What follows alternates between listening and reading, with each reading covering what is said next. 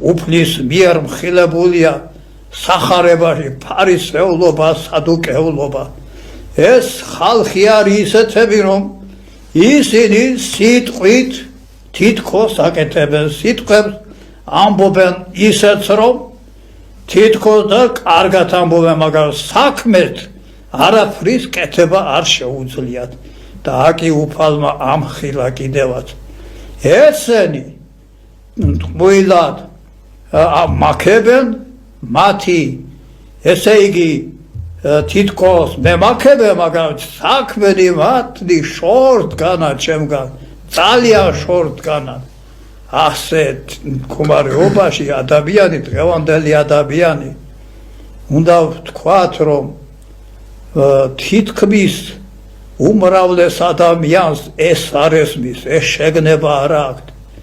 კი ესმით რაღაცა თავისებურად, რაღაცა იციან უფლის შესახებ, თითქოს სამებად, თითქოს წამთ დააკეთებენ, მაგრამ ვაი ამ სარწმუნოება, ისევ სიტყვის დონეზე.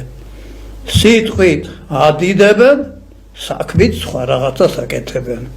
იგივე თუნდაც მარტივად რო გამოვთქვათ საეკლესიო მსახურებისას, თუნდაც მარხვების დროს. მარხვა რაღაც საშინელებად მიაჩნიათ ამ ადამიანებს. ქანა არ შეიძლება მარხვის გარეშე მწამდეს. მერე რა ჩემი ჭამა რა ღმერთს რაღაცა არ მოსწონს, ღმერთი გვიგრძალავ ჭამას თუ რა. არა, ჩემო შვილებო, ძმებო და დებო, ღმერთი არაფრის ჭამას არ გიგრძალებს კანონიერად, რასაც მიიწვევთ ღმერთმა შეგარგოთ. მაგრამ მარხვა მარტო ჭამა კი არ არის და მარტო ესე დაუშვათ არ ჭამოთ და ესე იგი მხოლოდ ამაზე გავჩერდეთ. მარხვა იმიტომ ვიკავებ ჭამისგან თავს, რომ ამითი რა თქვა უფალმა ვერა შევიდეს სასუფეველში თუ ის არა იშვეს მეორედ, ანუ სულიერი შობით, ანუ სულიერად არა იშვეს. სულით კიდევ ამას ჭირდება განსაკუთრებული კრძალულება, შეზღუდვა გრძნობები, შეზღუდვა ჭამაშიც კი, შეზღუდვა ყოველივე და ამაში უკვე შედის სულიერი ღვაწლი წარმოჩინდება მოთმინებისა, სასოებისა ღმერთისადმი, უფრო მეტი წვენი და უფრო გულმოდგინებისა ჩაღრმავებით სარწმუნოებაში, რომ ესე იგი ეს ღვთისგან არის, რომ მის გარეშე არ არა ძალმის რა ქმნა არცა ერთი რა. აი ჩვენ თვით უფალმა გვასწავლა თავისი 40 დღისა და ღამის მარხვის დაცვით, ეს მას კი არ ჭირდებოდა.